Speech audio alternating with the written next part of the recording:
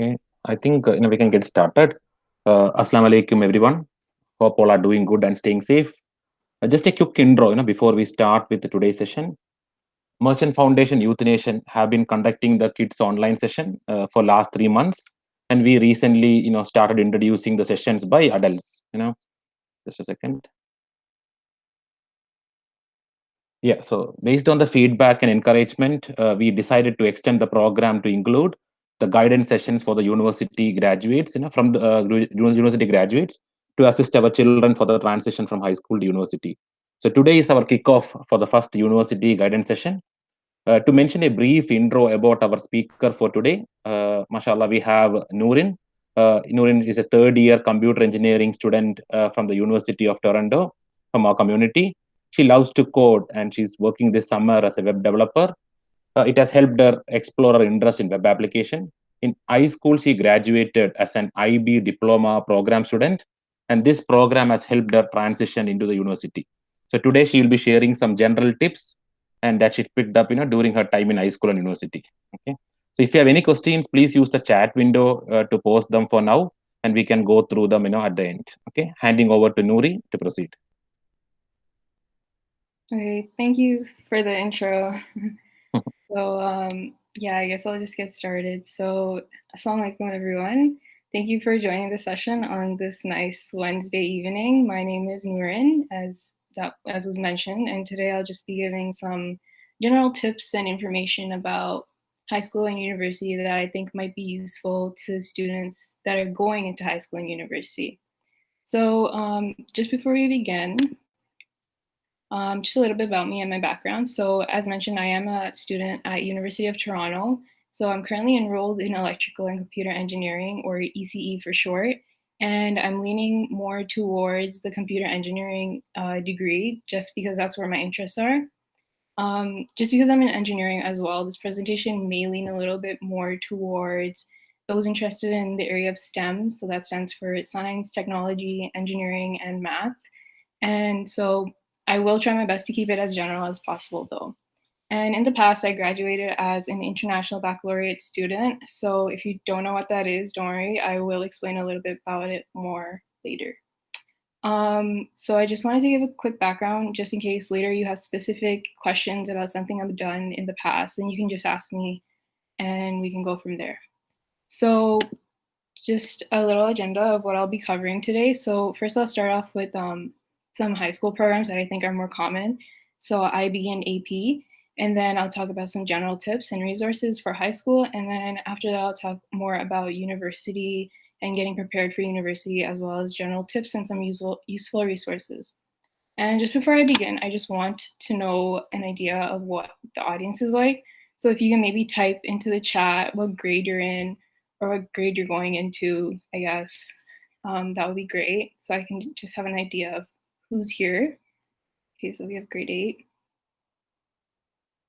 Okay, so a lot of kids going into high school. Anyone else?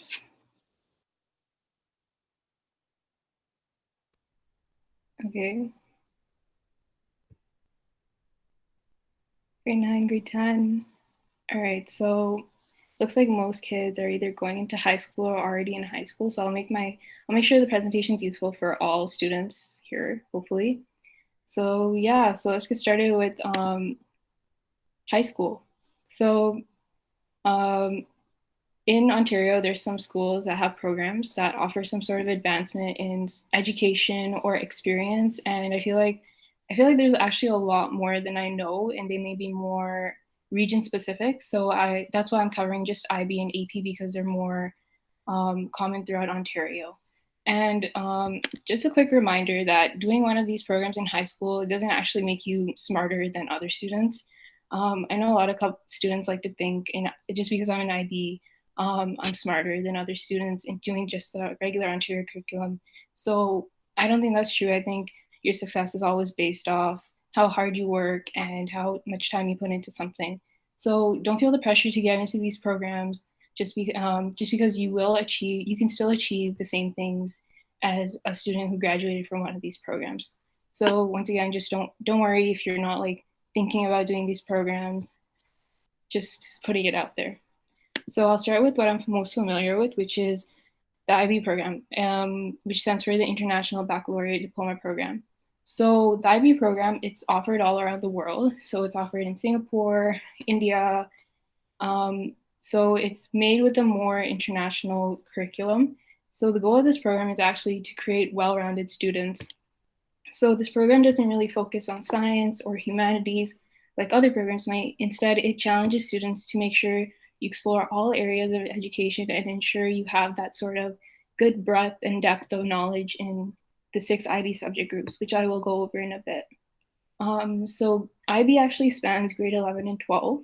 So if you get into IB in grade 9 and 10, it's usually pre-IB, and that's usually the 2 years where they start to prepare you for your transition into the actual IB program in 11 and 12. And then IB students usually have exams which happen in May. And so after your IB exams, you can usually relax in June. You still have school, but that's usually the case. So as I mentioned, there are 6 subject groups in IB, and these are the groups. So group 1, there's studies in language and literature. So that's like English. For Ontarians, it would be English. And then group 2 is language acquisition. So that's like a second language. And usually that's just French or like Spanish, things like that. Group 3, individuals and societies, that would be history, business, philosophy, psychology, courses like that. And then group 4, sciences, so bio, chem, and physics. And then group 5, mathematics, and then group 6, the arts. So every IB student is required to take a course in each one of these subject groups, with the exception of group 6. So students can take 2 instead of an arts course, which is what I actually did because I'm not really artistic at all. And then in IB, there's also 2 levels of courses. So there's standard level and then there's higher level. Both of them cover everything you're required to know, though, but the difference is how long you spend in each of them. So in the normal Ontario curriculum, it's 5 months per semester. So for standard level, you'd spend about 10 months in that course, and then for higher level, it would be 15 months for that course. So usually you start your higher level courses in grade 11, and then they finish off in grade 12. So just to give an example, and it's required for each IB student to take 3 SLs and 3 HL courses. So just as an example, these were my courses in high school. So in group 1, I took higher level language and literature, which was just English, and we covered things like Shakespeare and all the basic things you need in the Ontario curriculum, basically. And then in group 2, I did SL French, so standard level French. Group 3, I took higher level history, and then for the sciences, I took SL physics and HL chemistry. So I took 2 sciences instead of the arts. And then for mathematics, I took standard level math. So you start to see how this program sort of aims to give that well-roundedness to students by ensuring that they have a good breadth of knowledge through their SLs and then a good depth of knowledge through their HLs. So the courses can also depend on what's offered at your school. So my school, in group 2, the only course that was offered was SL French. So that was the only thing I could really take. But I know some schools, they offer like Spanish, and I don't know if there's like a Malayalam one, but I guess you could take that too if it was offered. Anyways, along with these courses, IB has some other requirements. And the first requirement is the Theory of Knowledge course. And this course is just 1 semester that you usually take in grade 12. And basically this course, it's about ethics and sort of how people learn. It's a very interesting course. It sort of taps into more into like how we behave as humans and how we claim what we know. So it's a very interesting course. It makes you think a little. And then along with that, IB has CAS hours, which stands for Creativity, Action, and Service. So this is really similar to the 40 hours, I believe, that is required for Ontario students to graduate high school. But with CAS hours, you just have to make sure your hours are falling under these 3 categories of creativity, action, and service. So you could do like a sports team and you could write a reflection about it being part of your action hours, or you can fundraise for something and you can write about it being part of your service hours. So that's one of the other requirements in IB. And then the final requirement is the extended essay, which you usually do in grade 12. So the extended essay is a really long essay. It's 4,000 words. and usually do topics that are related to your higher level courses, just because you have more knowledge in that course. So I did mine in history, so I had a lot to talk about. And yeah, you usually have the whole year to do it, so don't worry about like not having time to do it. You usually have like progress checks when you do it, and it's usually like well monitored for students.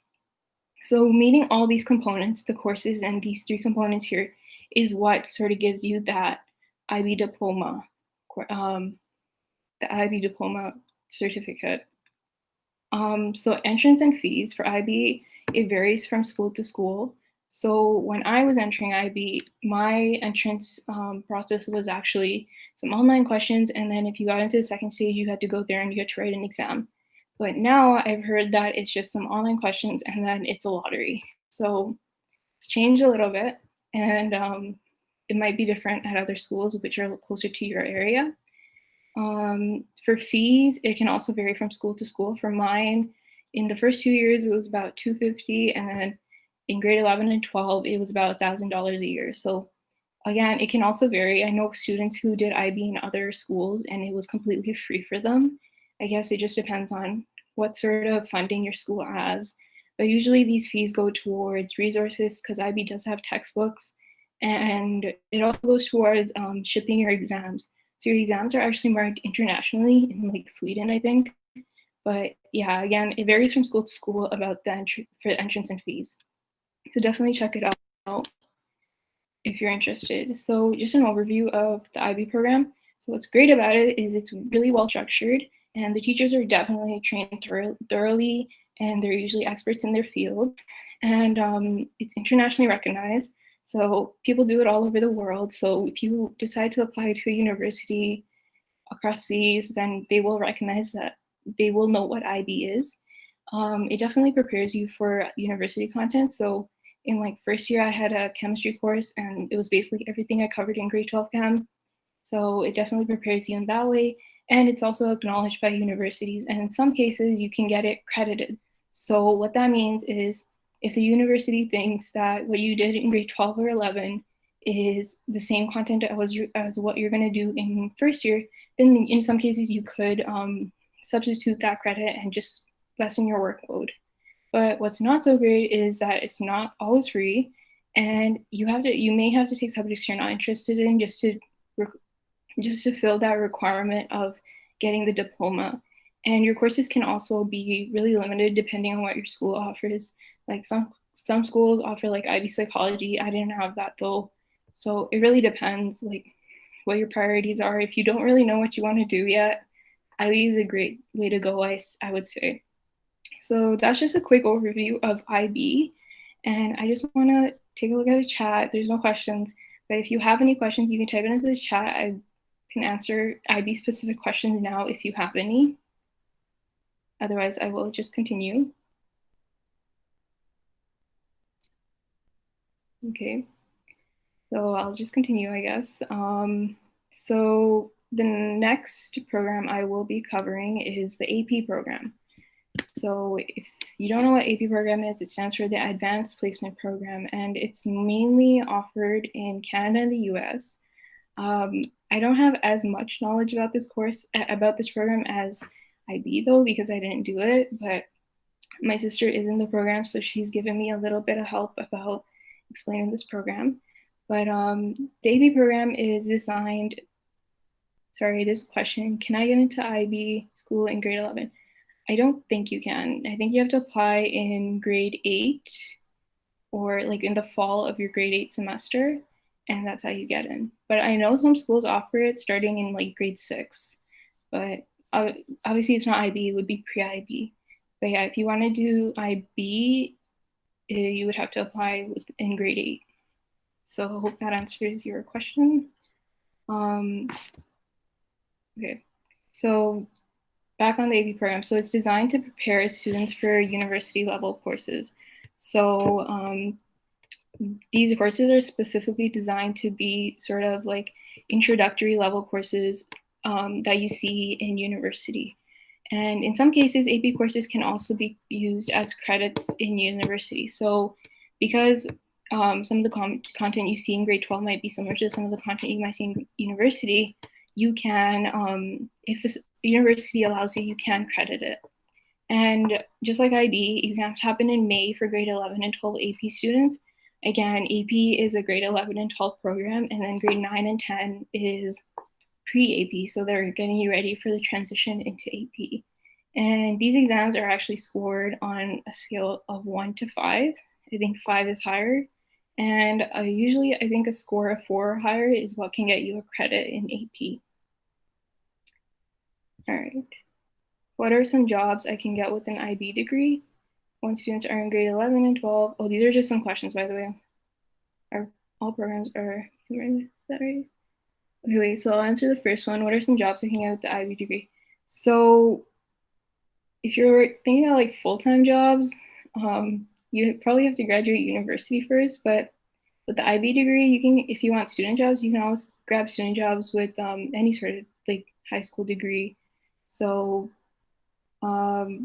because IB isn't really specific in like science or math or anything, you can't really become a computer engineer yet, but you could obviously explore programs that students do during high school still, or jobs students do in high school.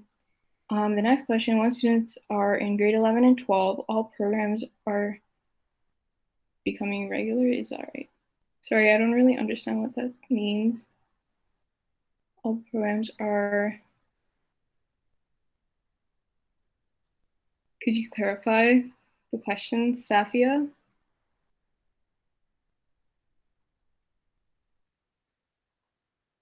Or like unmute yourself.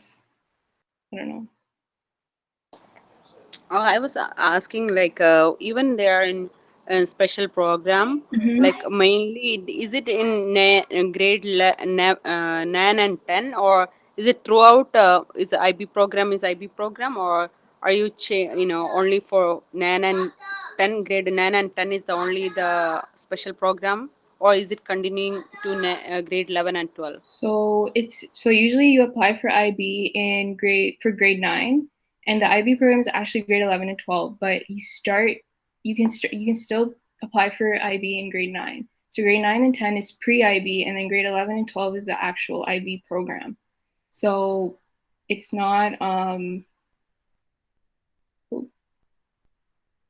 it's not like your you become regular after grade 10. Okay, I see. Because my daughter was got she did, but she didn't want to continue. Some another teacher told her that grade 9, 10 is going to be then later is going to be regular program. So I think I misunderstood from there. Oh, okay. Yeah, a lot of students do grade 9 and 10 pre-IB, and then like if they don't like how it's structured or anything, they can drop out to do the regular academic curriculum in grade 11 and 12. But that's always up to the student. It's totally fine too. But yeah. Okay, so Yeah. I hope Nurin, that's do you want to try yep. sharing again, or I don't know if you can do it? Just see if you can click present. Um, No, can you right? not see my screen? No, I Oh, think is it? some yeah, there was some other presentation that came in between by mistake, I guess. Okay. Uh, Yeah. Zarina, Ismail, if you could stop the presentation, we could continue, I guess. There is no other option, right? You couldn't take control, right? Yeah, I don't know. 1 second, then I have. അല്ലെങ്കിൽ എല്ലാവർക്കും ആ എന്താ പറയാ നെഹ്റുവിന്റെ ഇത് presentation പിൻ ചെയ്താൽ മതി, അപ്പൊ എല്ലാവർക്കും കാണാൻ പറ്റും. Okay. Okay. 1 second, 1 second.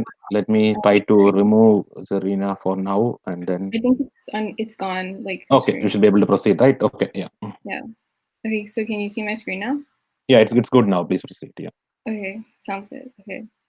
So I hope that answers everyone's question that's in the chat. If there are any more, like keep sending them. I'll get back to them eventually.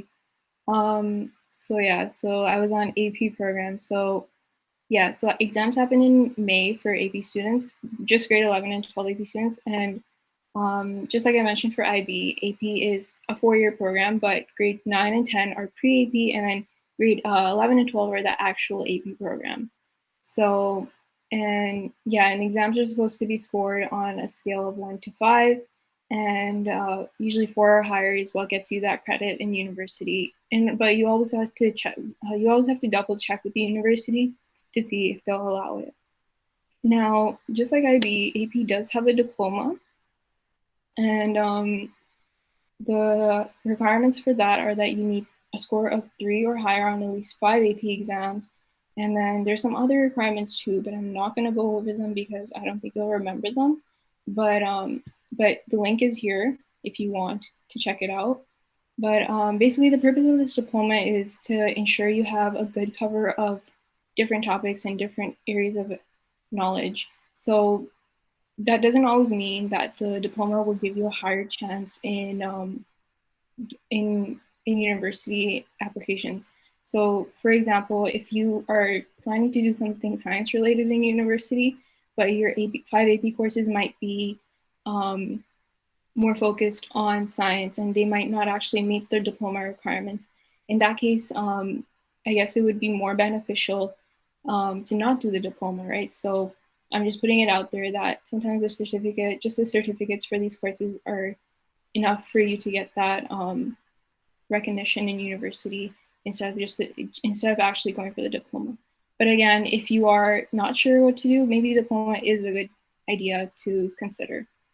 And yeah, so for entrance and fees, like IB,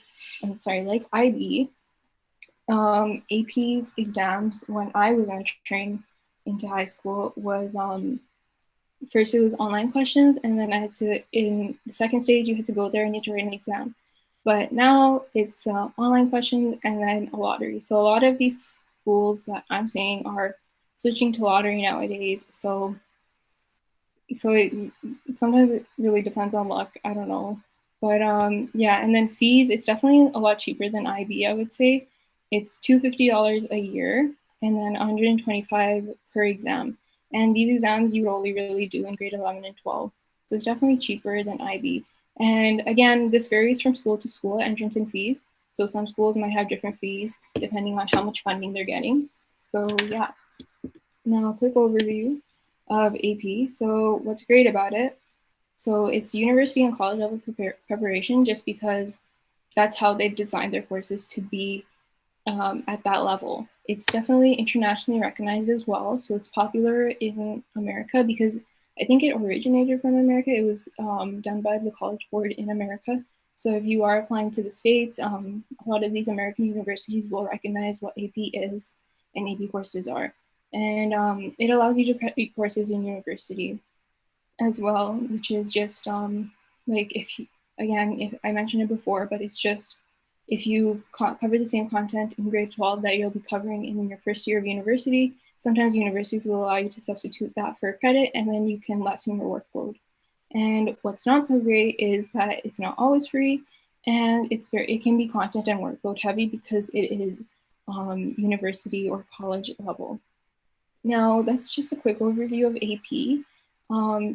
I just want to ask if there are any questions. You can type it into the chat or you can unmute yourself and I can answer them. So yeah. And if there aren't any questions, I'll just go on from here.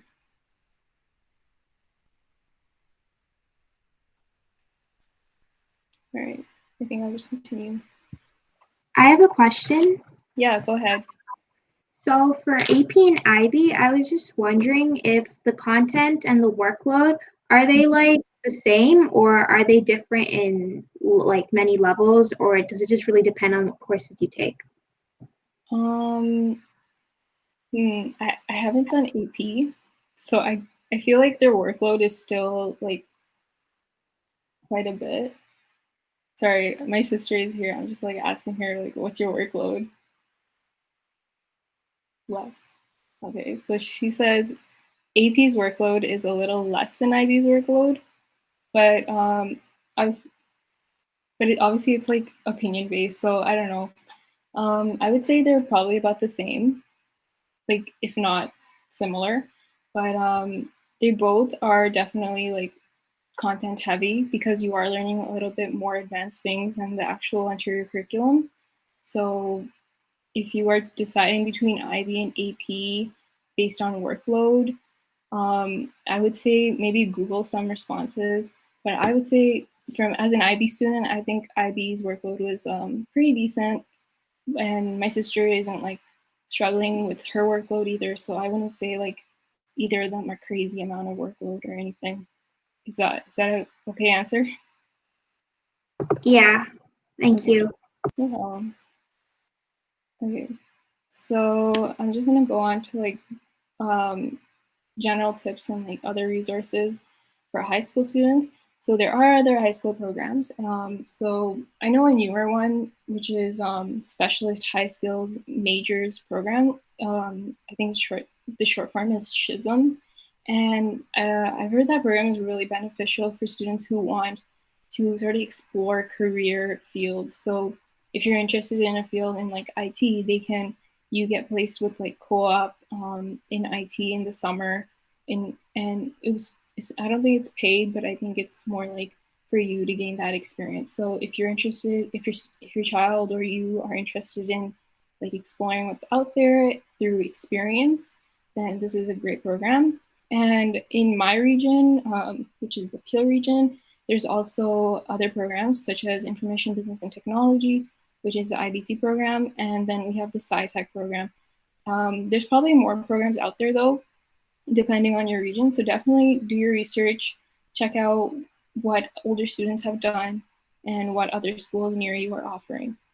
And yeah, so just some general tips for high school students. So in high school, it's really important to get involved because when you start applying to university, the universities don't just look at grades. There's always a part of the application that's like that's asking you to explain what you've done out of school, what you're doing outside of class. So definitely take the time to join clubs and sports teams and extracurricular activities and volunteer your time. And my advice would be to, if you haven't started high school yet and you're only going into grade 9, or if you are going to grade 9 in the future, try to join a couple clubs in that year, but obviously not too many that you won't have time for school. But why I say start early is because when you get to grade 10, 11, and 12, and you want to join back in these clubs, you're most likely to you're most likely to move up higher in their clubs. So if you're for example, a great member in the science club in grade 9, who knows, you might be the president in grade 12. So starting early is a great way. I joined in grade 9. In grade 9, I joined the girls lacrosse team, and I had no experience. I didn't even know anything about the sport. But then I joined in grade 10, 11, and 12 too. By grade 12, they made me captain, and like, if you think about it, in grade 9, I had no experience at all. But just because I did it those 4 years, it gave me a little bit more experience than the other girls that were on the team. So definitely explore your options in grade 9, and don't be afraid. Take a friend with you. Do it with a friend, and yeah. And other tips: just try to get involved in activities that you think are more relevant to your interests. So this is great because when you start applying to university programs, you can say, "Oh, I want to do this program because in this club, I learned this, this, and this, and it really interests me. So I want to have a career in that." So, for example, if you want to do something in engineering or tech, maybe join the robotics team at your school or you're at the science club. And if you want to get into med, maybe maybe volunteer time with Red Cross initiatives, as well as you can even look into volunteering at a local hospital. So if you're not sure what you want to do, just make sure you're not limiting your options and blocking doors for yourself. So a great way to make sure you're not limiting options is to maybe make a list of programs you're interested in, and then look at what courses they require, and make sure you're taking these courses as well in high school. So you don't want to be blocking any doors. If you don't know if you want to be an engineer or a doctor or whatever business, whatever else is out there. I took all 3 sciences, but I didn't really need biology, so I just to keep my options open. So what I'm trying to say is make sure you take a look at what's out there and don't limit yourself if you don't know what to do. So are there any questions? Okay, there are a couple. So the first one is, can you switch over to these programs in grade 11? For IB, you can't. For AP, you can't either. My sister just said no. So yeah, you'd have to apply in grade 8 to get into these programs in grade 9, unless you're transferring from another school that had IB or AP. What's the difference between IBT and IB? I think so. IB is more like so it's international wide, so it's a lot common. I don't know about IBT. I think IBT is more focused on like information, business, and technology. So it might offer some like more courses in like computer science, computer engineering, things like that, coding. Not really sure, but yeah, that's as much as I know. Do universities look at IB average or your best marks? Because I know a lot of people leave IB due to a lower French mark. So actually, I don't think universities look at IB averages at all. Or sorry, no, they do. They look at your high school marks, but they usually look at your grade 12 midterm high school marks. So if you think that doing IB is going to lower your marks, then yeah, people will leave. But at the same time, yeah, IB is definitely a little bit harder than the Ontario curriculum, so you have to keep in mind that it might lower your mark than what you expect. But at the same time, some schools have this like bell curve thing. So because the IB curriculum is a little bit harder than the Ontario curriculum, they'll actually boost your mark just a little to meet the standards of the Ontario system. So that's just one thing to consider.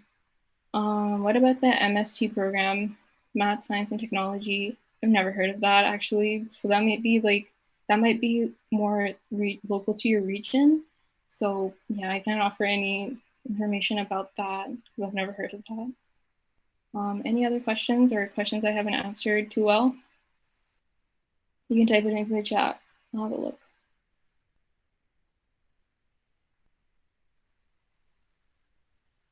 Okay, so I guess I'll move on to university.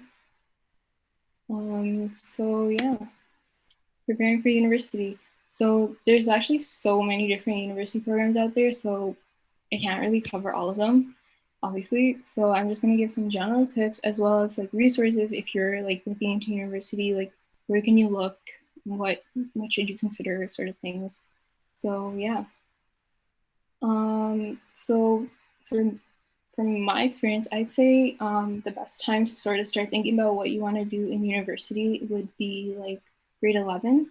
And the reason I say grade 11 is because in grade 12, things will go by very fast. So you're probably going to start applying within September to December. And I know application deadline is like January for all university applications. So you don't want to limit yourself to only figuring out what you want to do in university between September and December with only 4 months. So use grade 11 as a time to go to fairs, go to campus tours. I don't know if they're even running anymore. Probably not this year, obviously. And sort of figure out what options are out there for you.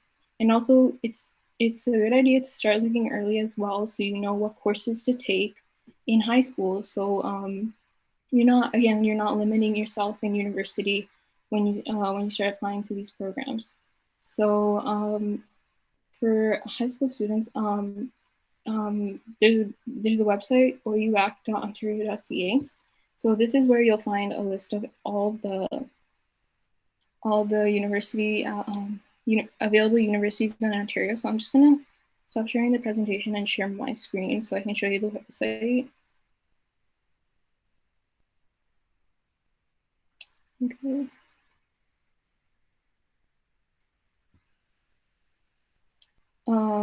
I think you should be able to see my screen.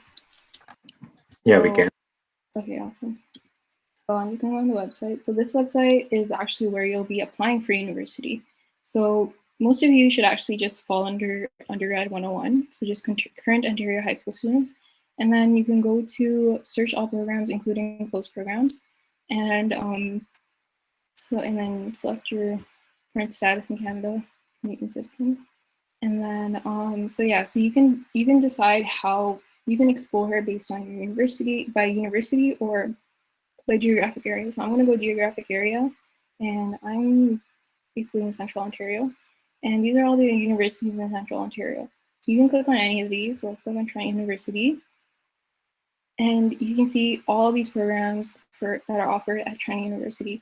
Now, if you're interested in any of these, you can even click on one, click on that, and it tells you everything you need to know about requirements and applying to that program. So here they say your program prerequisites are that you should have a minimum of 70% on your best 6 4U 4M courses. So 4U 4M courses are usually just your grade 12 courses. And also for English, you need a minimum of 60%. So yeah, so you can definitely use this tool to figure out what programs are offered, as well as what you need to get into these programs. So just going back to the presentation. Okay, so I sort of foreshadowed it there, but what marks do universities look at? So marks for prerequisites, they will always look at for your program, and they will also look at your average. So your average is going to be based on your top 6 grade 12 midterm marks, because you apply in January, so they can only really see your midterm marks, not your final marks. So this average accounts for any courses that you have in your prerequisites, as well as the next few courses that are your highest courses. So for example, I don't know, let's go to the university.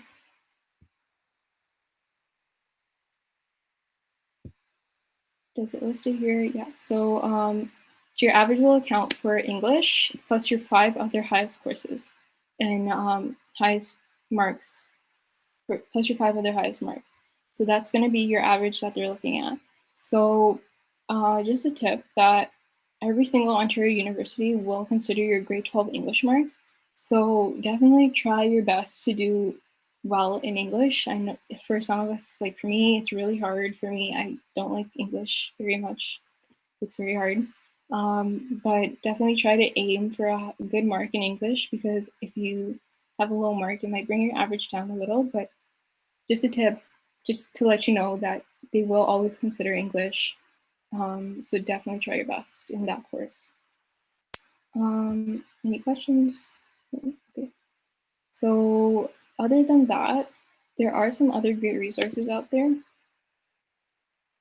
So this is another great website that you should check out if you're applying to university, and it's ontariouniversitiesinfo.ca. And I'm just going to open it up too. So this is great if you don't know what to do at all. So you can click find a program, and you'll see a list of all these programs. I think these are the most common ones. I feel like there's way more than this, but yeah, these are all the programs that are offered in Ontario, and you can see how many schools offer it. So for example, Business and Administrative Studies, there's 239 programs. So you can click that, and it's loading. And because there's 239 programs, you don't want to be applying to all of them, because if you didn't know, when you start applying, each application is about $50. So definitely figure out what you want to do, because each application is $50. Just applying to 4 of them is already $200. So don't go crazy and apply to a bunch of programs. I'm just saying. So location, let's say Central Ontario. So let's narrow down our result. And if your grade range is between 80 and 85%, let's see what your options can be if you want to get into business. So there's about 15 programs. So let's go to like York University Commerce. And this website is also great because it gives you everything you need to know in one spot. So they tell you what your average should be, and it also tells you what courses you need or what your prerequisites are. So they ask for English from students, and I think this is math. And you get this when you graduate high school anyways. So yeah, so you can definitely use this website to figure out sort of what's out there, what programs are out there, what universities offer it, and then what are they looking for. And if you're an IB and AP, they even give information about that. And if you scroll a little bit more down, they can redirect you to the university website and the program website. So definitely check this website out if you're in high school right now. if you're in grade 10 or 11, I would suggest you check it out soon so you can figure out what you want to do. And they even have a section where you can just figure out what's available by university. And yeah, I would say this is a really great website. I never even checked it out when I was applying, but I wish I did. Any questions? How many exams are there going to be in grade 12? Well, I think that depends on your school, or what courses you're taking. So usually there's a exam for every single course you take. So if you're taking, I think the maximum amount of courses a student can take in 1 year is like 8. It's 8, right? Yeah, and 4 per semester. So per semester you probably have 4 exams. And I think that's the same for grade 9, 10, 11, and 12. Every semester you have a maximum of 4 exams, I would say. Yeah, I hope that's a good enough answer. And then some other resources for your high school students. So there's always, every year, there's an Ontario Universities Fair, but obviously it's canceled this year thanks to coronavirus. So this is usually held at the Metro Toronto Convention Center in downtown Toronto. But if you aren't applying this year and if you're applying to university in the future, definitely, if this fair is running, definitely check out this fair. Usually people go in grade 11 to just like see what's out there, and then grade 12 to ask like more questions about specific questions about what their interests are. And this is a really great opportunity to just speak with professors and students in the program. So usually they have booths set up for students, booths set up for every single university and then every single program that's offered in the university.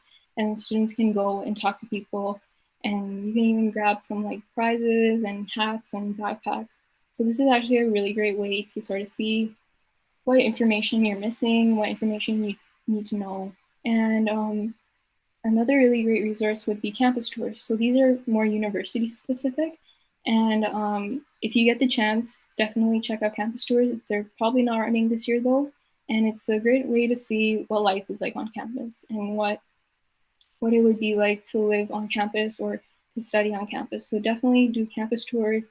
And yeah, and other resources, Reddit. So a lot of people don't mention this, but Reddit is a really great place to figure out what students are actually saying, like what real students are saying.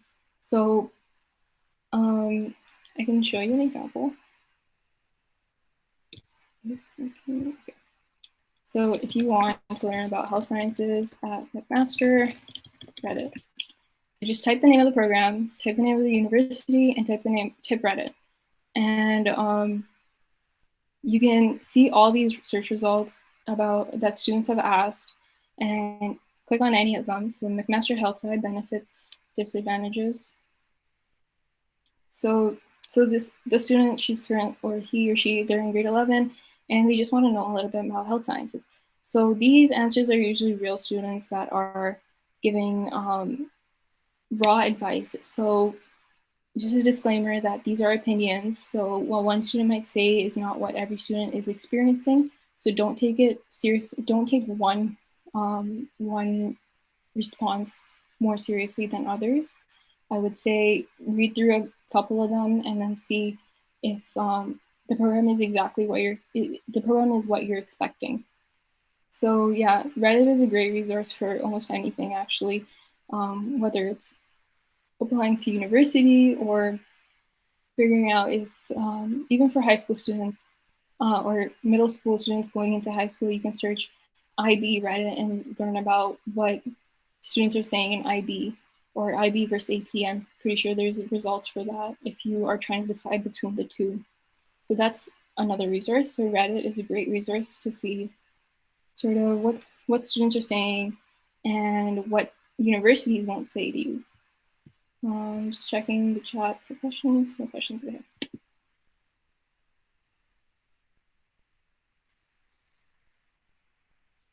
Oh, I didn't scroll down. Okay.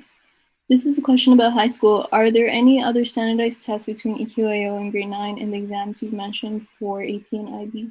I think there's a literacy test. Do you do literacy? When is that? Oh yeah, so in grade 10 there's a literacy test. I think that's just it's just testing like English, reading, comprehension, things like that. And other than that, EQAO in grade 9, that's it, yeah. And the exams in grade 9, 10, 11, and 12. Do you recommend doing an undergrad in Canada and getting your university degree in the US if you have an IB diploma? Undergrad in Canada.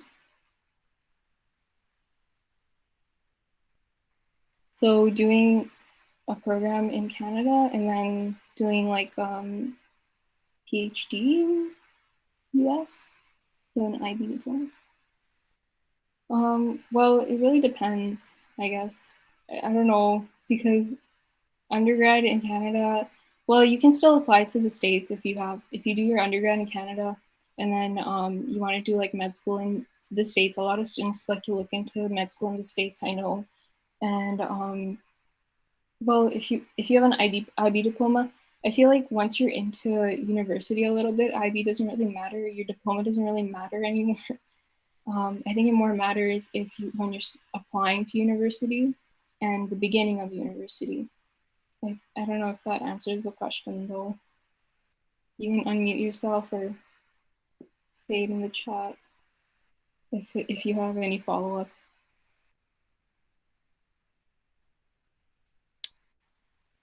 Okay, so for other resources, another resource I would recommend is LinkedIn. So this is great if you want to see what your career could look like after you graduate from a university program.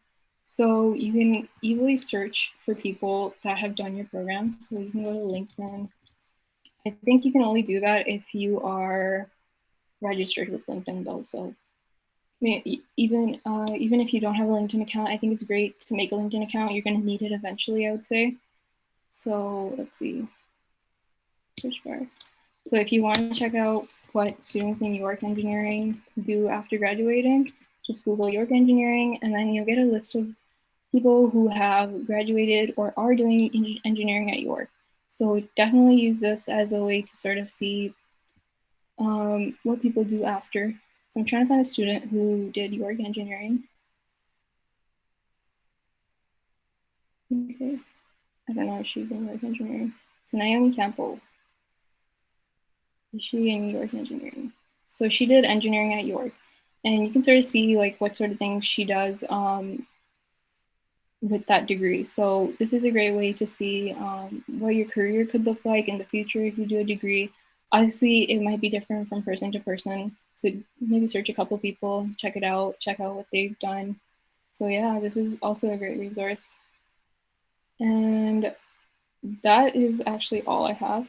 So I think I've mentioned everything. Any advice, any tips I have, I mentioned everything. But in the future, if you are applying to IB, AP, or any of these high school programs or university, you can get in touch with me. You can call me, text me, WhatsApp me. My number is here. My email is here as well. If you have any questions, you can get in touch with me. Later. I'm more than happy to answer. And if you have any questions right now, I can answer them. Or yeah. How do you get into Toronto University? Do you have a specific program at U of T that you would be interested in? I heard for University of Toronto, the course, your average for the programs are usually, I would say, 80% and higher.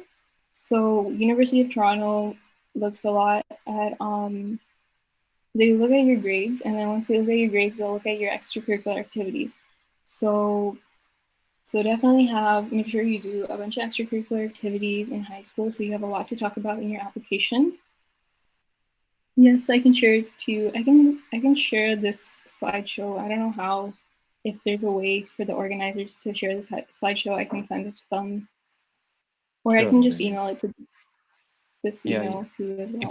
if you have it already as a shared link, right, Nurin, you can publish the link, with everyone. Yeah. So whoever has the link can access it. So you can share it with us. We can, publish the groups. Let me see if I can just do that. Or Right you now. have to just download as a PDF and share the document with us, so we can easily share over the WhatsApp. Oh, okay. Then I can do that. I can download a PDF. Yeah. And I can send it to you as well, and then you can share it, and I'll just send this here too. Sure. Yeah. For people who want to see it right now. So sorry, back to Toronto, University of Toronto. So yeah, your average usually has to be 80% and higher. It depends on the program though. For engineering, it was I think 85% to high, maybe like not 85% to 85% and higher, obviously. But you probably have a better chance of getting in if you're higher than that. And most universities, when you're applying, they have their application process. They usually have like a online like interview thing. So I know when I was applying to university, it was for U of T. It was like an online interview. So what they did is they showed a question on the screen, and then they give you like a couple, like a minute or two to think of an answer, and then they'd start recording, and then you have a couple like minutes to explain your answer, and they start recording it like that. So it's not a live it's not a live interview. It's a recorded interview, and I feel like a couple universities do that now. The access is denied. Okay. Anyone else? Sorry. Thanks for mentioning that. Any other questions? You can unmute yourself as well if you want. Does that work? Just let me know. Yeah, it's working. I could see. Oh, yeah, I see people on it. Any other questions? I'm happy to answer. What was the application process like for you for University of Toronto, like generally? So first it was applying through ouac.ontario.ca. So that was the website I showed you. And then after that, it was an online application. So first they asked me to fill out all the extracurricular activities I did in my school year, as well as I think there was a couple questions about my interests. So those were some questions. And then after that, the final segment was an online interview, which I just mentioned, which is a recorded sort of, and so you record your answer. They should give you a question, and then you record your answer. And I'm not sure if it's like that for every university, but I feel like it is for most nowadays. Which university in Ontario, Quebec offers post-graduation in astrophysics? Any link course needed for integrated MSc? I actually know nothing about postgrad because I'm not even considering it. But I know U of T probably, I don't know if U of T has like postgrad in astrophysics, but you can definitely check it out. Sorry, I can't help you with that because I don't know much about you postgrad. Any other questions? You can unmute yourself.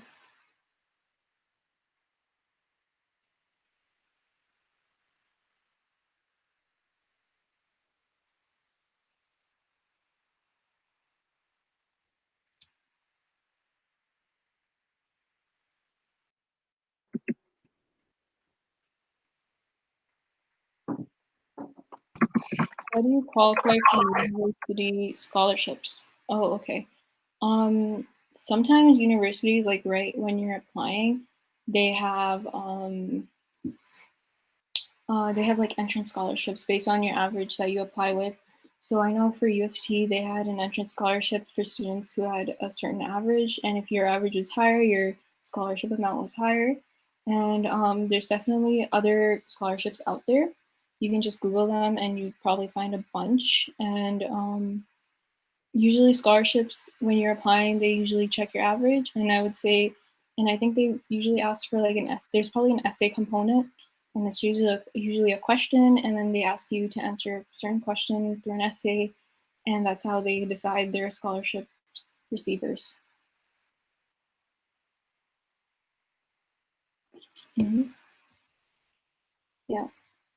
Does the university look for percentages for each specific subjects, or is it all combined?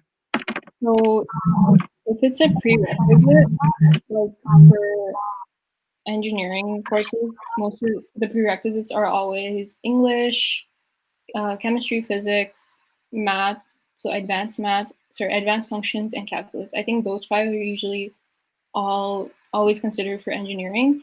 And then if you're doing like medicine, they probably consider English, biology, chemistry, and your two math courses. So they're always going to look at those marks specifically. And then so if it's only if they have 5 prerequisites, then the sixth mark would just be your next highest mark. So they always consider your top 6 in your average. So they consider the prerequisites and then your highest marks after that in your average. Okay, thank you. Yeah, no problem.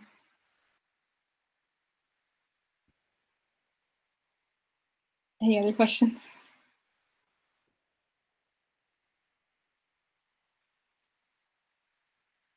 Or clarifications if something wasn't clear. I can try and clarify it.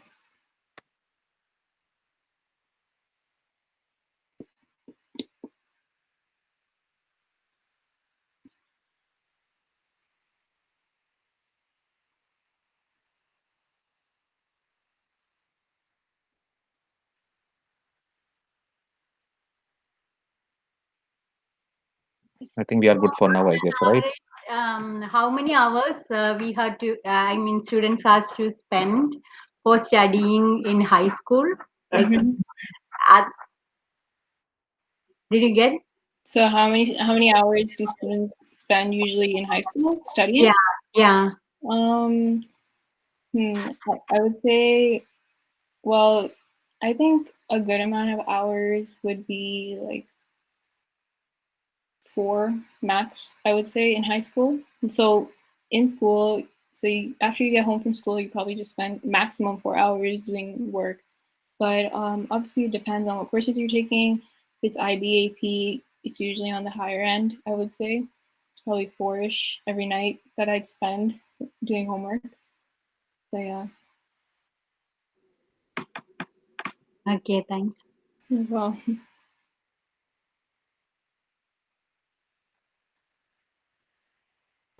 does AP or IB have like special field trips or opportunities that you wouldn't get like in a normal high school?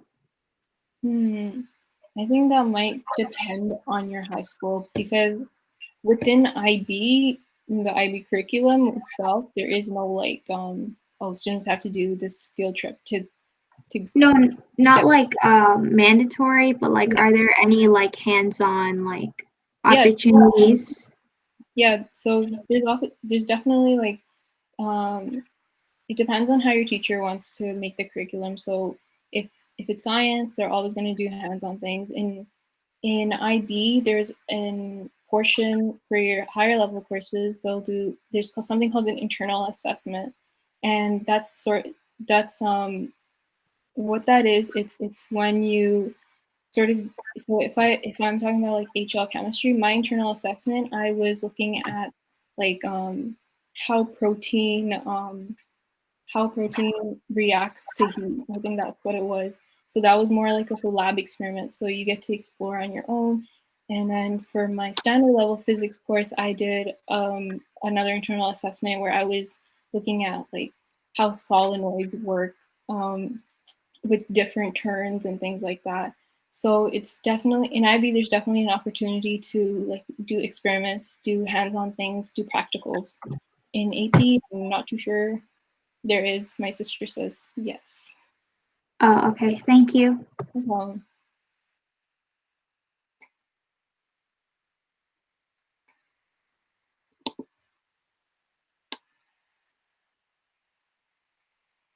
Any other questions?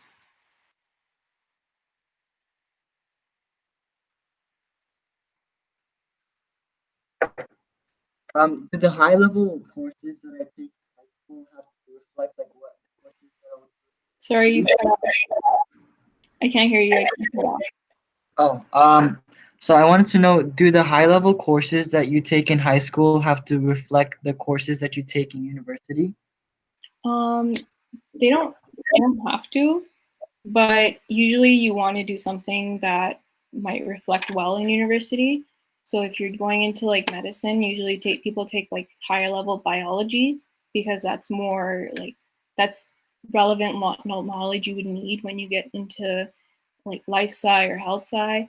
For engineering, a lot of students like to take higher level physics. It wasn't offered at my school, so I didn't take higher level physics. I took standard level physics. So it's obviously a good idea to take higher level courses in areas you're more interested in, and because you'd probably be doing those in university. Okay, thank you. Yeah, no worries.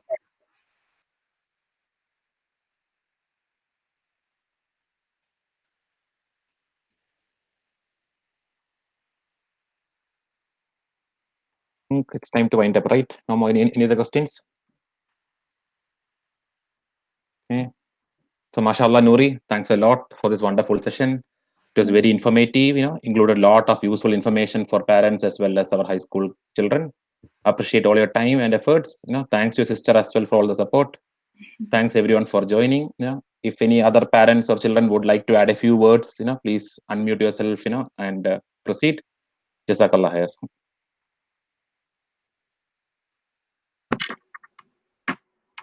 Hello, Nurin. Great session ആയിരുന്നു ട്ടോ. ഇത് very helpful. Hopefully, we'll see more, students from our community in the university, inshallah. Yeah, Inshallah. I didn't know I was the kickoff. Yeah. Today. We really expect more of kids like you come up, and then we can give more sessions like this to the community. But it is really a good start. Thanks, Nuri. Yeah, no worries.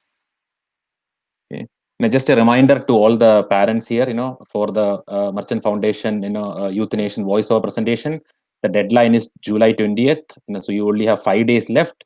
So please submit your entries at the earliest. There are a lot of cash prizes to be won. The winner from each age category will be receiving $50 cash award, and the second prize, the runner-up, gets $25. So please submit at the earliest. Okay. Thanks everyone. Take care. Jazakallah khair.